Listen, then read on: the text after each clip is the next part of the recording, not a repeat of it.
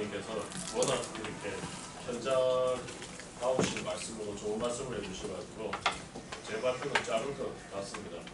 그리고 조성봉 교수님께서 전력수급 기본계획에 대한 내용들을 좀 담아달라고 해주셔가지고 제가 좀 고민을 해봤습니다. 유승훈 교수도 그러더라고요. 그런 거 발표할 때 앞에 한 발표 시간이 30분이면 한 20분은 그냥 자다 수요 관리, 수요 전망에 대한 내용으로 하고 글씨 모형만 이야기하고 그 다음에 결론인데 저도 지금 기본 내용은 뭐 다루긴 하지만 앞에 이제 홍경 교수님 말씀하신 거하고 비슷한 내용의 어떤 글로벌 에너지 동향 근데 아마 이제 관점이 약간 좀 오버랩되는 것과 또 이제 좀 추가되는 부분들 그렇게 정리했습니다. 그럼에도 불구하고 뭐 이제 뭐 정기본이든 아니면 이제 기타 등등 이슈에 대해서 하는 그런 의견과 뭐 궁금증이 있으면 말씀해 주시면 되겠습니다. 뭐 이거 잘로 정리한다고 굉장히 애썼어요. 이거 뭐 요즘 총체적으로 이런 위기입니다. 얼마 전에도 월스트리트 저널에서 나온 내용인데 정말 이제 지금 지난 한 1, 2년간 겪는 경험들은 우리 손주들에게도 들려줄 만한 그런 일화가 아닌가라고 말할 정도로 동시다발적으로 이제 터진 것 같아요.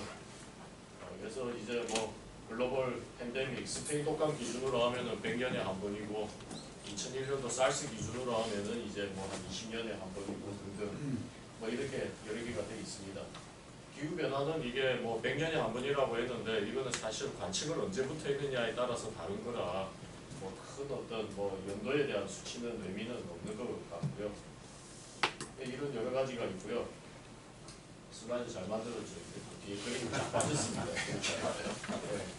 앞에 사진이 쫙 빠지고 이제 이렇게 됐는데 이런 여러 이제 그 연관관계가 우리가 관찰할 수 있습니다. 이 중에서 재밌게 보는 게 이 스리랑카 케이스입니다. 잘 아시는 것처럼 스리랑카에서는 정권이 교체가 됐죠. 독재자 대통령이 축출이 됐는데 그 배경이 뭐냐면은 유기농 선언입니다. 이 유기농 원래 이제 비료를 투입을 해가지고 당연히 이제 쌀 생산을 많이 해야 되는데 이 독재자 이 대통령이 어디에 꽂혔는지 유기농을 강요를 한 겁니다. 근데 이게 유기농 100% 선언이었습니다. 당연히 스리랑카에서 많은 농민들 단체 또 이제 전문가 뭐 종교인 할 거 없이 다 전부 다 반대했죠. 했지만 이제 또 이 추출된 이분의 형님이 이제 원래 이제 대통령이었고 이제 그 양반이 국방부 장관일 때 뭐 지역의 이 반정부군도 아주 강제적으로 소탕한 이 좀 이제 강력한 정권의 장본인인데 그 영향인지 국내 여러 의견들 무시하고 100% 이행을 강요를 했고요. 그러면서 이제 쌀 생산량이 초반에 30% 떨어졌다가 근데 이게 이제 말이 유기농이지 유기농이라는 게 거름이잖아요. 이게 이제 모자라니까 중국에서 대량으로 수입을 했는데 한국에서 그거를 검사를 하는데 수많은 이 박테리아 이 도저히 갖고 올 수가 없는 겁니다. 그래서 다시 중국에 내보내고 이 뭐 거름도 없고 아무것도 없으니까 쌀 생산은 완전히 콜랩스 됐죠. 그래서 정권이 이제 바뀌었습니다. 근데 이분이 왜 그렇게 유기농 100%에 꽂혔는지 그것도 이제 해외 기사들, 월스트리트 저널이나 이코노미스트에서 아주 재미있게 이제 기사가 나와 있는데 인도 출신의 환경운동가입니다. 그 환경운동가인데 이 뭐 구글에도 지금은 나오는 유명한 환경운동가인데 그분이 유기농 친환경으로 해야 한다 해가지고 거기에 꽂힌 거예요. 물론 이제 또 나름대로의 경제적인 셈법도 있었습니다. 뭐였냐면은 중국으로부터 비료를 수입하는 거 있었는데 그것에 대한 의존도를 낮추겠다라는 셈법도 있었어요. 이게 나름대로 이제 뭐 농업 자립, 농업 안보. 근데 결국 이제 중국에서 그런까지 갖고 와야 됐고 그것도 이제 제대로 반입이 안 된 실정이었죠. 하겠다라고 한 것도 제대로 못했고. 작은 어떤 뭐 스리랑카 작다고 말할 수는 없겠지만 어쨌든 이런 이벤트가 우리에게 주는 시사적은 저는 나름대로 크다고 봅니다. 또 친환경이든 뭐 에너지든 어떻게 할 때 그렇게 아주 극적으로 100%를 선언을 한다. 이거 굉장히 위험한 어떤 전략이고요. 아까 앞서 이제 원기훈 교수님 발표에 이제 잠깐 토론이 있었는데 우리나라 사람들이 이유를 갖고 이야기를 할 때, 특히 유럽의 이 회원국들을 볼 때 좀 보면은 이런 스리랑카 케이스처럼 극적으로 이 국내에다가 어플라이하는 것을 볼 수가 있습니다. 뭐 원자력을 보면은 프랑스 모델을 이야기했다가 풍력 발전 비중을 이야기하면 독일바라 이야기를 했다가 바이오매스 보면은 뭐 북유럽을 이야기를 했다가 뭐 이런 식으로요. 원래 EU는 하나의 전체 원령 나라로 봐야 되겠죠. 우리가. 그러면은 EU에서 지금 원자력 비중은 약 한 20%고 천연가스 한 20%고 재생에너지 17% 정도고요. 이게 이제 이렇게 융통을 하는 건데 우리는 이게 그동안에 원자력과 재생이 두 개를 갖고 그냥 빅 스윙을 하는 어떤 그런 상황이었다. 그래서 이제 그런 부분들 우리가 좀 참고를 했으면 좋겠고요. 정말 저는 그 중요한 게 아까 옹 교수님 발표에도 있으셨죠. 저는 이게 금융가의 어떤 경계라고 봅니다. 그래서 실물 경제가 있고 또 한쪽에 이제 이 금융 사이드가 있는데 우리가 이 빨간 쪽에 이 에너지 쪽에만 바라보다 보면은 약간 해석을 좀 미스리딩을 할 수가 있습니다. 그래서 이런 금융 쪽의 역할들 때로는 이게 금융이 에너지 쪽에 영향을 받아서 바뀌기도 하지만은 또 어떤 경우에는 금융 쪽에서의 샥이 에너지 쪽으로 가는 경우가 있습니다. 근데 그 후자의 경우가 훨씬 더 글로벌 경제에 미치는 영향이 아주 파괴적인 거고요. 그 다음에 이제 상당히 그 효과는 10년 이상 가는 거죠. 예를 들면은 1970년대 때 월쇼크도 뭐 여기 계신 이제 우리 교수님들 다 또 이제 전문가분들은 다 아시지만 그것도 우리가 뭐 오펙이 석유 수출을 제한을 해서 그랬다. 그렇게 이제 볼 수는 있겠지만 사실 그 이전에 1971년도에 있었던 이 닉슨의 금과 달러의 퇴환, 금퇴환 정지가 있었고요. 그리고 그것을 가지고 달러 파워를 유지하기 위한 헨리 키신저라든지 그 당시 미국의 브레인들이 설명했죠. 페트로달러 리사이클링이라는 어떤 그런 전략이 있었고 그 와중에 이제 또 이 미국이 이스라엘을 지원을 하면서 오펙이 삐진 거죠. 삐졌는데 미국으로 봐서도 뭐 크게 손해볼 건 없었어요. 이미 페트로달러 리사이클링을 해버렸기 때문에. 이제 그런 어떤 이면의 어떤 내용들이 있었습니다. 그리고 조금 더 이제 최근으로 보자면은 2000년대 중후반에 있었던 유가 상승이었죠. 그때 이제 2003년도 4년도에 배럴당 30달러가 2000년대 중반을 넘어가면서 70, 80, 그 다음에 100, 120까지 갔던 거 다 기억을 하실 겁니다. 근데 그 당시 경험을 가지고 제가 이제 글들을 썼지만은 그때 이제 국제 유가가 왜 오르냐라고 이제 이렇게 하면은 많은 어떤 이렇게 뭐 에이전시나 이런 데서 나온 것들 보면은 그 당시 중동의 지정학적인 불안정, 그 다음에 이제 소위 이제 석유 피크로 이 두 가지를 이야기를 했는데 그 당시에서도 이제 에너지 웬만큼 아시는 분들은 그거는 난센스라는 걸 알고 있는 거죠. 뭐 예를 들면 석유 피크로 뭐 그때도 가채 연수는 40년이었고 사실은 1970년대에도 가채 연수는 40년이었고 지금은 가채 연수가 더 늘었고요. 그러니까 그러면 왜 그때 유가가 올랐느냐? 90년대 말부터 해서 2000년대 초까지 있었던 초저금리였잖아요. 초저금리였고 금리가 낮으니까는 코모디티를 사야 되는 거고요. 뭐 이런 여러 가지 어떤 임팩트가 있었고 뭐 다들 잘 아시니까는 뭐 설명은 여기서 이제 약하되 이런 재미있는 게 이렇게 금리가 낮을 때 모든 코모디티 가격이 이제 뭐 부동산 가격은 당연합니다. 오를 때 그 끝판왕이 어딜까요? 다 오를 건 다 올랐어요. 세상에서 우리가 관찰할 수 있는 모든 코모디티 자산의 가격은 다 올랐는데 그 끝판왕이 어디냐면은 미술품 경매입니다. 그래서 2000년대 중후반에도 소도비라든지 이런 데서 경매 물량이 나오면은 신고가가 항상 그냥 갱신이 됐던 그런 때가 있었고 지난해에도 그랬었거든요. 지난해에서 올해 초까지도 그런 어떤 미술품 경매. 그 다음에 이제 그 15년 전하고 달리 이제는 뭘까지 보냐면은 우리가 NFT 경매까지 보는 거죠. 이게 이제 거의 제가 볼 때 대자보입니다.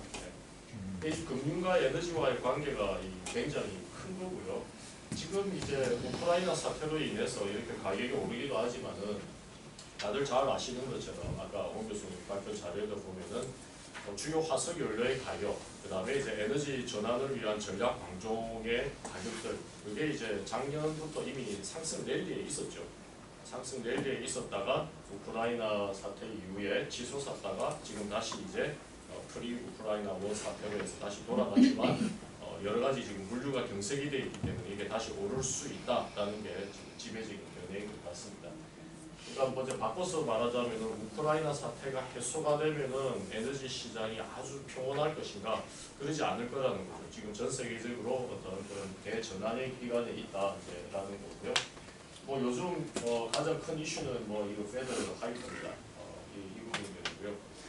그저께 0.75포인트 그게 아마 이제 미국의 연방에서 올릴 수 있는 가장 맥시멈 이게 이제 0.75냐 아니면 1% 올리는 1%포인트 올리느냐라는 거 갖고 지인들하고 얘기했는데 0.75에 저는 베팅을 했어요. 왜냐하면은 이미 그때 0.75냐 1%냐 할 때 이미 월드뱅크라든지 여러 군데에서 분부를 솔솔 냈거든요. 1%까지 하게 되면 경기 침체가 너무 이게 가속화될 것이다 라는 거였고요.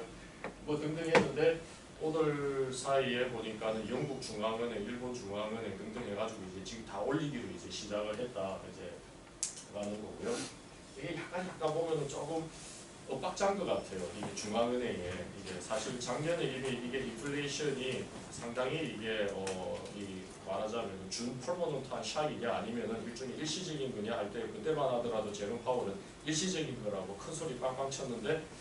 작년 말쯤에 조치가 조금 적절히 들어갔으면 했는데 지금 이제 좀 늦어버린 거죠. 또 그것에 발맞춰가지고 이제 지금 올리고 있는 거고. 뭐 경제학 교과서는 이제 완전히 새로 써야 되는 뭐 상황들입니다.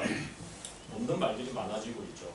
뭐 보통 경기 침체 하면은 뭐 고용, 실업 이 이슈도 굉장히 컸는데 지금은 고용 있는 뭐 경기 침체 뭐 이런 이야기도 하고요. 주식과 그 다음에 이제 채권들이 뭐 동시 조정된다라든지 이런 이제 여러 가지 이슈들이 이제 있습니다. 뭐 요거는 앞서 슬라이드에서 제가 잠깐만 이제 자기 배치만 이렇게 바꿨는데 뭐 상당히 의도적으로 한 겁니다. 기후 변화가 이제 화살표가 들어가고 나가고 하는 게 이제 굉장히 많다. 뭐 소위 네트워크 분석으로 보면은 이게 이제 기후 변화든 아니면은 기후 변화발 에너지 전환이나 탄소 중립이든 이쪽에 이슈들이 이제 연관이 돼 있는데 그 중에 하나가 이와 같은 이제 그 금융과의 어떤 연관이 있다라는 부분들을 좀 강조하기 위해서 말씀을 드린 거고요. 그래서 그 블락킹을 해보면 한쪽은 실물 경제, 한쪽은 이제 금융시장에 대한 이 이해관계를 우리가 같이 가져갔으면 좋겠다라는 겁니다. 그래서 뭐 그런 내용들로 앞서 이제 홍기영 교수님께서 매우 좋은 자료를 주셔가지고 저도 나중에 좀 잘 인용을 할 것 같고요. 이런 것들 이제 퀴즈입니다. 이제 그 아까 홍 교수님은 3E 플러스 S인데 그게 이 시중에서 유행하는 용어가 될지 제가 말씀드린 3S가 유행될지는 잘 모르겠지만 Sustainability하고 그 다음에 이제 Security 그 다음에 이제 하나는 이제 볼 때는 Self-Sufficiency가 되지 않을까 라는 겁니다. 이때 이제 Self-Sufficiency는 뭐 굳이 뭐 에너지나 자원 쪽뿐만 아니라 여러 가지 어떤 산업을 망라하는 방향으로 갈 거라고 봅니다. 코로나 거치면서 미국이 깨달았잖아요. 마스크 하나도 제대로 만들 수가 없다라는 걸 알게 되고 그 다음에 이제 지금 반도체를 둘러싼 뭐 이런 거 이게 뭐 재미있는 약간 좀 뭐 아침이라서 좀 힘드시기 때문에 재미있는 이런 그 스토리를 하나 말씀을 드리면요. 미국의 그 국방부 전직 관료 출신이 쓴 소설책이 있습니다. 여러분 국내에도 번역이 됐고요. 그런 책들을 보면은 중국이 미국의 영토를 침공을 해요. 하와이 정도 되는데 본토는 너무 위험하고요. 침공을 하는데 미국의 레트기가 떴죠. 이제 그래서 공중전이 벌어졌는데 중국 쪽에서 미사일을 쏘면은 이게 보통 이제 플레어를 해가지고 이걸 교란을 시키는데 그거하고 상관없이 중국의 공대공 미사일이 그대로 가가지고 레트기를 격추시켜요. 나중에 이제 이거를 다 분해해가지고 보니까 이게 F-35 만들 때 이 반도체 칩에다가 이 중국 애들이 버그를 심어놓은 거예요. 네. 이게 이제 그 소설가 미국의 이 국방부 관료 출신입니다. 뭐 그런 소설들이 그 소설 이름은 이제 유령함대라고 해서 번역이 된 거고 또 나토의 미군 총사령관의 스트라비스가 쓴 책 제목은 2034라는 건데 그건 너무 끔찍해서 국내에는 아마 번역이 안 된 것 같아요. 근데 그거 보면은 다 전부 다 중국, 미국의 전쟁 시나리오인데 상당히 기술 집약적인 어떤 그런 전략들이 나옵니다. 이게 치포라는 게 이게 그냥 되는 게 아니고요. 또 좀 더 이제 이거는 실제 사례입니다. 중국이 그 워싱턴 DC에 보면은 신구원이 있는데요. 그 신구원에 미국과 중국의 외교를 위해 가지고 이 파고다를 짓겠다고 하는 거예요. 파고다 21m 높이입니다. 그래서 이제 오바마 때부터도 뭐 고위 관료들 다 악수를 했고요. 그 다음에 이제 지금 바이든 뭐 아들인 뭐 헌터까지도 뭐 해가지고 다 이렇게 외교 작업이 다 끝났는데 FBI가 조사가 들어간 거죠. 이제 그 계약 조건에 보면은 그 파고다를 만드는 데 들어가는 모든 장비가 외교 특권에 의해 가지고 인스펙션을 안 하고 그냥 들어오게끔 되어 있는 겁니다. 그리고 그 21m 높이에서 백악관이라든지 국회의사당 보게 되면 삼각 측정법에 의해서 딱 맞아요, 그게. 그래가지고 이제 결국은 FBI가 심지어 이제 백악관까지 다 나서가지고 했던 딜을 무효화시켜 버렸습니다. 지금 세상이 이렇기 때문에 이런 뭐 이런 내용들은 지금 굉장히 뭐 미국 언론들의 뭐 심지어 뭐 상당히 진보적인 언론에서도 나옵니다. 하웨이가 어떻게 뭐 도청 장치하고 등등 해서 이게 이제 그냥 뭐 산업뿐만 아니라 국가 안보 차원에서도 이제 이야기가 되고 있는 거고요. 그 다음에 이제 아까 말씀하셨던 탄소 급등 조정제인데 이게 지금 EU에서 상당히 재미있게 돌아가고 있습니다. EU 의회하고 이사회가 저는 이 우크라이나 사태 때문에 이게 좀 상당히 뭐 폐기가 되거나 이러지 않을까 싶었는데 오히려 더 속도를 내고 있고 대상 품목을 또 확대하는 겁니다. EU 의회는 상당히 이제 좀 진보 뭐 이렇게 사회주의 쪽이기 때문에 품목 확대 쪽으로 강력하게 이야기를 하고 있고요. EU 이제 집행위 같은 경우에는 품목 확대는 아직은 아닌데 대신에 딜을 해가지고 이제 2023년 이때부터 이제 보고 업무를 시작하는 거고 이제 EU 의회는 품목을 확대하는 대신에 보고 의무는 1년 연기해 주는 거고요. 뭐 이런 건데 이게 이제 제 8장 34조인가요? 거기에 보면은 재미있는 문구가 있는데 시밤 기구라고 합니다. 시밤 오소리티가 이 주기적으로 EU 이사회에다가 품목 확대에 대한 것과 그 다음에 배출량 산정에 대한 방법론에 대해서 건의를 하고 그 부분에 대해서 또 추가적으로 진행할 수 있도록 그게 돼 있습니다. 그러니까 현재는 지금 철강, 시멘트, 뭐 알루미늄 뭐 이런데 저는 궁극적으로 여기에 이 석유화학 제품 지금 그 기존의 석유화학 제품은 초안에는 있었습니다. 초안에는 있었는데 그게 빠졌거든요. 왜냐하면 탄소 배출량을 산정하는 게 이게 좀 복잡해요. 그래서 좀 철강은 간단하기 때문에 그래서 그렇게 이제 한 거고요. 궁극적으로 여기에 이제 석유화학 제품, 그 다음에 이제 유럽도 지금 반도체를 본인들이 이제 셀프 서피션시로 가져가겠다라는 그런 입장이기 때문에 이제 반도체, 그 다음에 이제 비교 우위가 있는 자동차는 정말 이제 후 단위까지 갈 수 있는 이런 내용인데 그게 시밤의 형태든 아니면은 지금 미국 민주당 쪽에서 좀 나름대로 드라이브를 하고 있는 탄소 국경세 형태든 뭐 또는 뭐 탄소 관세 형태든 어떤 형태로든지 간에 이거는 갈 수 있다라고 봅니다. 왜냐하면은 지금 이제 이 기존에 뭐 WTO든 가트든 뭐 옛날에 블루 라운드, 우루과이 라운드 이런 거 다 써먹었고요. 이제 앞으로 써먹을 수 있는 중요한 카드는 탄소 라운드인 거예요. 그래서 이제 이렇게 볼 수 있다 이제라는 거고요. 그 다음에 이제 뭐 인플레이션 감축법, 뭐 빌드백 배럴의 사실은 이제 부속판인 거죠. 이 빌드백 배럴이 실패했고 이제 IRA가 이제 되고 아까 교수님 말씀처럼 뭐 이런 식으로 지금 되고 있다라는 거고요. 이런 여러 가지 지금 전기요금 가격도 올랐고 미국 같은 경우에도 지금 5가구당 1가구가 전기요금을 못 내고 있습니다. 그래서 뭐 유럽은 뭐 말할 거 없고요. 그래서 이제 프랑스 EDF 국유화 또 어저께 보니까는 뭐 독일에서 이제 러시아 가스를 갖고 오는 회사죠. 이 친구도 이제 국유화를 하겠다라는 건데 뭐 영국에서 일단은 또 뭐 행제세 이야기를 했고요. 근데 지금 이번에 이 선출된 리즈 트러스 같은 경우에는 좀 시장주의자이기 때문에 이게 무슨 처럼 그래서 이제 적어도 제가 알기로는 행제세는 반대한다.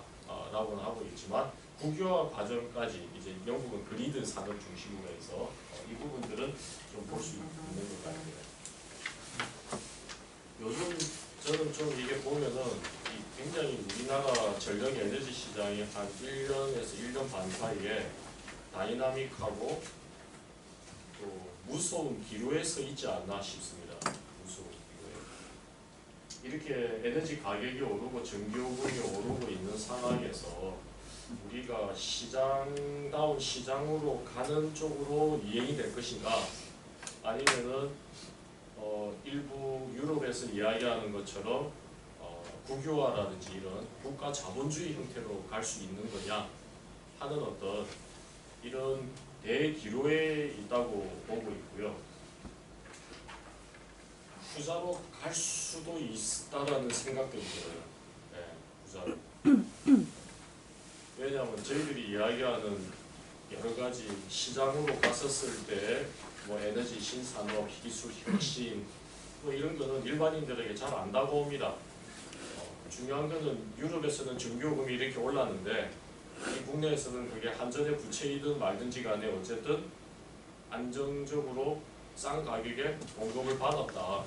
그거만큼 어필이 되는 게 정치권이나 이런 쪽에 이제 없는 거죠. 그래서 며칠 전에 누구로부터 문자를 받아서 잠깐 이제 통화를 했는데 그 문자 내용이 뭐였냐면 발전소 통합에 대한 내용이었습니다. 이제 우려하던 것들이 이제 벌써 나오는 거죠. 네, 나오는 거고 이게 우리가 어디로 갈 거냐 이거죠. 그래서 저는 이제 이런 말씀을 드릴 수 있는 기회가 있는 그런 자리에 있을 때마다 부탁을 하고 또 같이 우리가 고민해야 되는 게 이런 시장에 대해서 좀 더, 그러니까 우린 제대로 시장으로 가지도 않았거든요.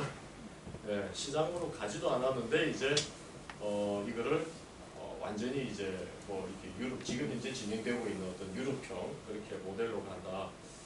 그때에 여러 가지 발생을 할 수 있는 어떤 효과들 이런 부분들에 대해서 좀 철저하게 대응을 하지 않으면은 위험하고 또한 우리들의 용어가 너무 어려운 것 같아요.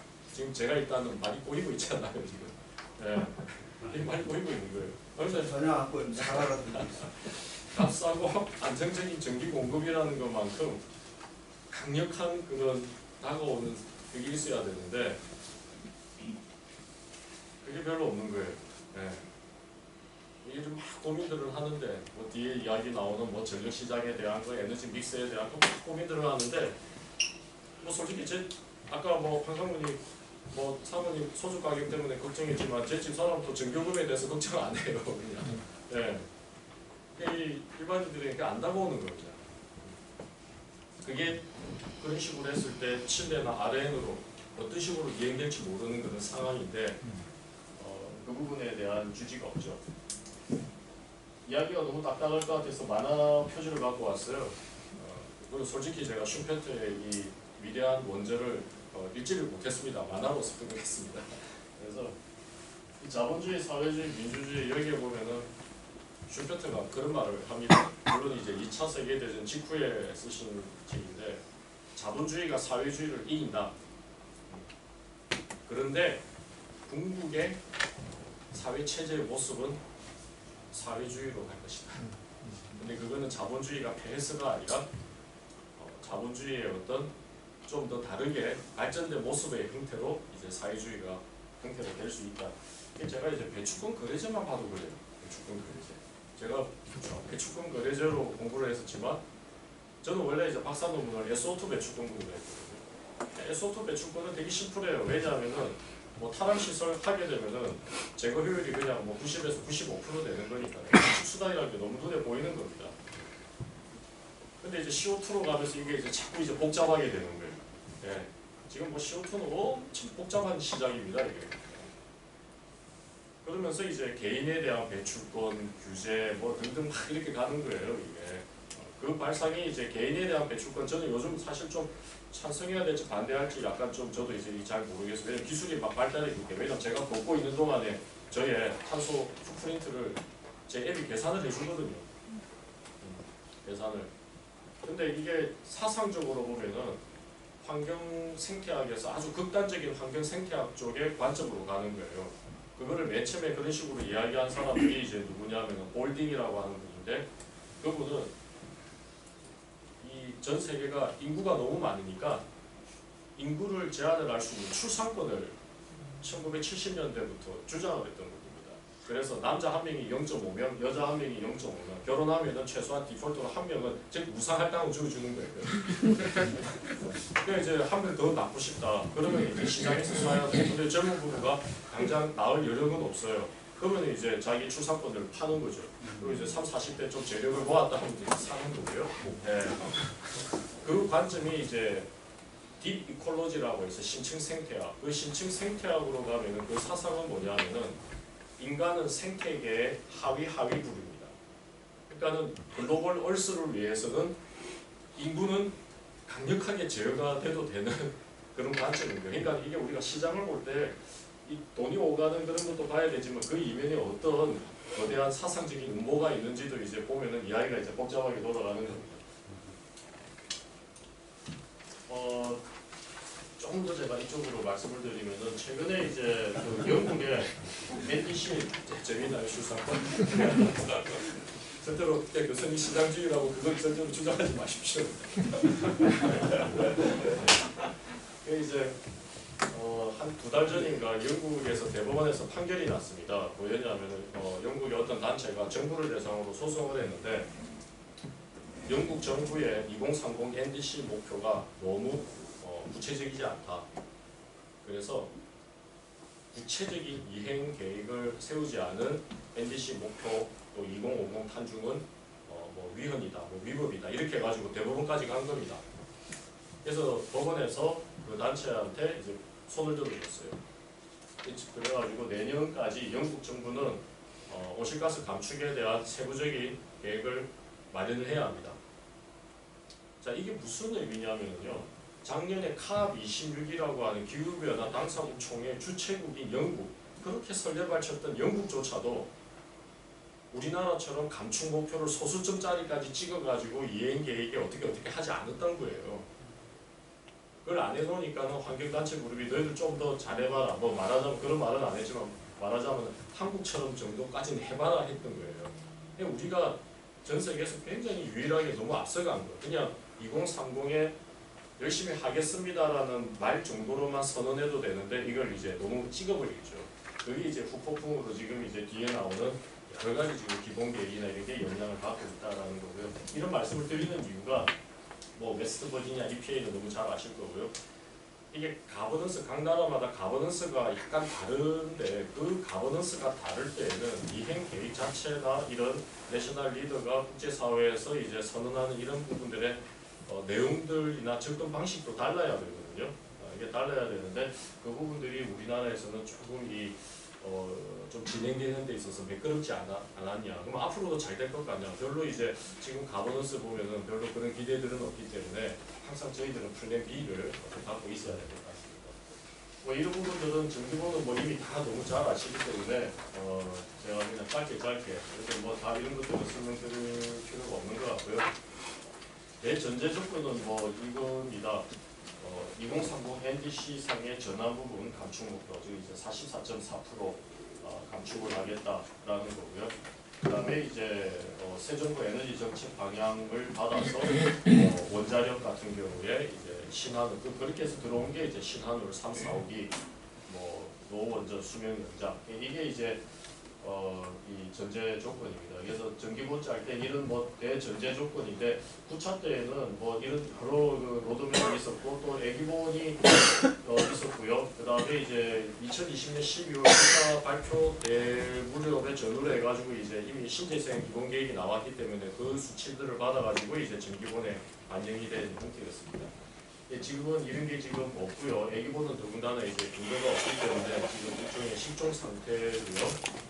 뭐 나름대로 이제 중장기 에너지 정책 방향이라고 해서 뭐 여기 또 몇 분들 또 참여하고 계시는데요. 그런 식으로 보고는 있지만은 아직까지 지금 좀 발목이 묶여져 있는 그런 상황입니다. 그러다 보니까 뭐 이런 위에 어떤 그 여러 가지 그 상위 기본 계획이 없는 가운데에서 이제 이렇게 이제 짜야 되는 거고요. 뭐 지금 현재 그런 상황입니다. 그 다음에 이거는 제가 이제 그 뭐 전기본 그 작업반의 그 말들을 그냥 다 갖고 온 건데요. 다 NDC 목표를 준수하되 세부적인 이행 방안 합리적 또 자율적으로 수립할 수 있다. 그러니까 지금 이번에 이제 나온 믹스로 2030 NDC는 지킬 수 있다라는 게 즉 이제 원자력과 재생에너지 뭐 LNG 이렇게 비중 조정을 통해 가지고 그런데 그걸 위해서 완전히 탑다운 방식으로 2030년까지 소위 40% 이상 감축하는 것에 대한 그것을 아주 그냥 그 수치 단위로 세부적으로 계산한 것은 아닙니다.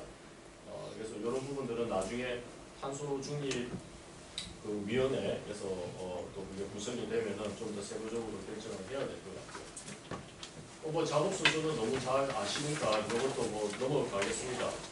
오늘 오전에 이제 이것도 이제 주로 그 학우들이 있다고 생각을 해가지고 했는데 이런 내용들은 잘 아시니까는요.